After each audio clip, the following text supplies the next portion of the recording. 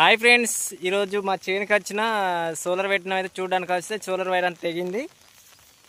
చూడండి ఫ్రెండ్స్, ఒకసారి కనిపిస్తలేదు అనుకోండి, చెత్త అడ్డం వస్తుంది. ఆడికెళ్ళి నైట్ మాత్రం గొడ్లు వచ్చినాయి, చేనులో పడ్డాయి. చేను అంతా అంగడంగడైంది, అంటే చెట్లు అన్నీ తొక్కినాయి.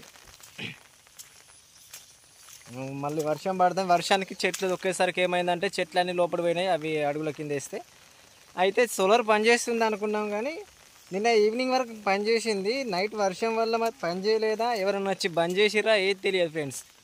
కాకపోతే చైన్ మాత్రం ఘోరంగా తొక్కినాయి నైట్ టైంలో. మళ్ళీ మార్నింగ్ నుంచి రాలేదు, ఈవినింగ్ ఇప్పుడు వచ్చాను. ఈవినింగ్ టైంలో వచ్చి చూసేసరికి సోలార్ బంద్ చేసి ఉంది. అట్లానే మళ్ళీ చెట్లన్నీ తొక్కినాయి, చైన్ అంతా అది గొడ్లు తిరిగి ఉన్నాయి.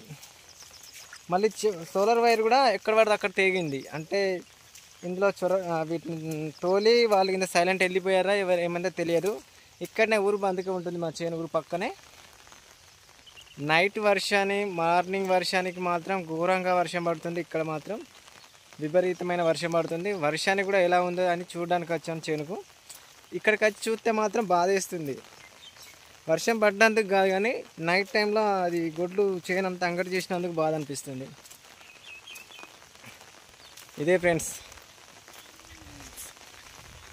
అక్కడ చూడండి, సోలార్ వైర్ అంతా లూజ్ అయిపోయి తెంపిర్రు. వాస్తవానికి నాకు తెంపినట్టే అనిపిస్తుంది, ఎవరు కావాలని చేసిరు అనుకుంటున్నా. చేను కూడా మా చేనులో మాత్రం ఘోరంగా తొక్కున్నాయి ఫ్రెండ్స్.